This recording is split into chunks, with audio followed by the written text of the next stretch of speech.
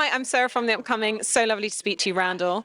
For people who don't know anything about your film, maybe you can just give a brief intro. What's it all about? Sure. C for Me is about Sophie, a visually impaired house sitter who has to defend against these bad guys that try to get into the house that she's sitting, and she does it with the help of a woman on the other end of an app that's designed to help visually impaired people navigate, called C for Me. And, what was the inspiration behind this film? Obviously, we've got that element of technology in there. We're all always on our phones, always using apps. But then you've got this other side to the story as well. We know she's visually impaired. So what was really the starting point for the story? Well, I think, for writers Tommy Gushu and Adam York, the spark was this sense of these apps that we're using, the way that we're intersecting with people these days, and the way that some of those apps can help with our sense of independence, with our sense of wanting to help other people in certain situations, and the opportunity that provides, but also what could go wrong in an ultimate situation. I think it's really one of those what if premises that starts with, well, what if this was happening here and this was happening here, and then that happened at the same time? How entertaining could that be, or what kind of a wild story could that lead to? Can you talk us through your cast and how did you decide on who you're going to have in your film and work with them to achieve your vision? Oh my God! So we were so lucky to find Skylar Davenport. This is Skylar Davenport's first feature film. Skylar is visually impaired and plays Sophie, and Skylar's loss of vision happened when they were older, so they weren't born visually impaired, and so that really informed this character, and it really informed the way that Sophie is portrayed and the way that Sophie evolves during the course of the film. And Skylar was such a beautiful bright light realizing a dream, and everybody on the crew sort of felt that, and that was such a beautiful experience of making the film. And then the other anchor of this team is Kelly, played by Jessica Parker Kennedy, who's a brilliant, charismatic performer, super dynamic, very strong, but also manages to be sensitive as well as very strong and supportive on the other end of this app.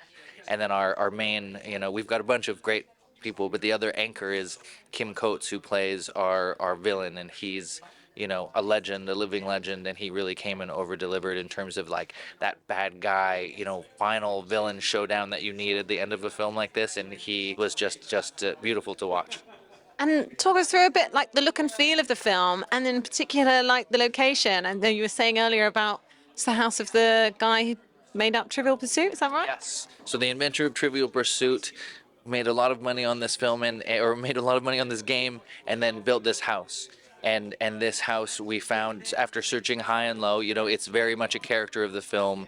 They're all in the house at different points and navigating and hiding, and we needed a film that had character and unique spaces and floor to ceiling windows in this case that showed the sort of like desolate isolation, the cold landscape of the Canadian winter night.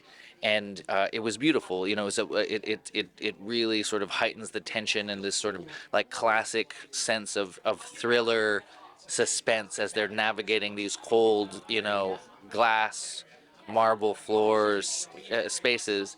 And then, of course, yeah, it was a bit complicated when we came back and had to finish after we got shut down during the pandemic, and we had to finish in August, in summer, and then we had to avoid seeing a lot of the greenery on the other end of those windows. But that was a good problem to have at that point, and I'm so glad that we were able to finish the film and come and show it to crowds and have the reaction that we've had so far. What do you hope people can take away from the film? Like there's lots of issues that you're touching on there. Like, what do you want people to feel as they walk out the cinema? I hope people have a great time and enjoy this classic thriller with all of these new twists and turns that were so brilliantly rendered by Adam and Tommy. But I also think that within that, to be able to represent a community, a character that's differently abled, in a complex way, in a fun way, in an interesting way that's not just about being differently abled and doesn't present them as a martyr or doesn't present them as this angelic character. I hope that we see that we can tell stories from different vantage points that are still entertaining, that are still commercial, that are still fun. And do you think there's some way to go with that still? We don't often see people differently abled actually playing parts.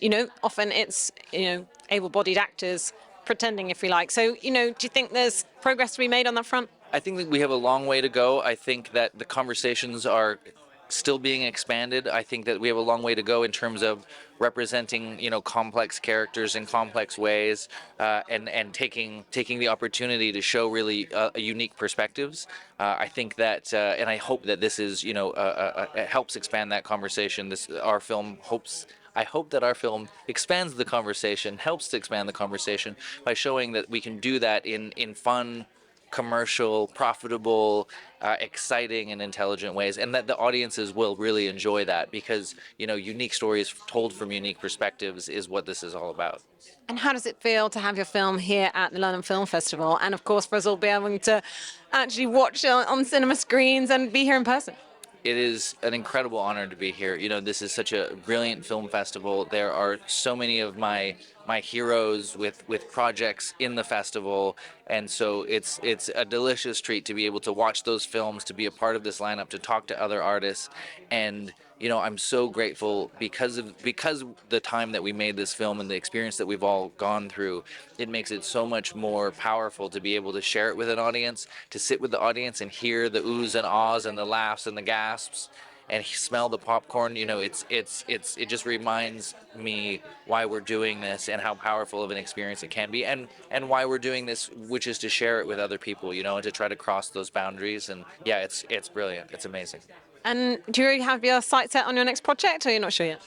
Yes, I am. I'm writing the next piece, which I won't say too much about, but it is a surreal love story, and being here and sharing this film is just fueling that fire and really inspiring my desire to keep making things and sharing them with big audiences. Amazing. Well, thanks so much for sharing all that with us. Thanks for your time. Enjoy the rest of the festival. Thank you.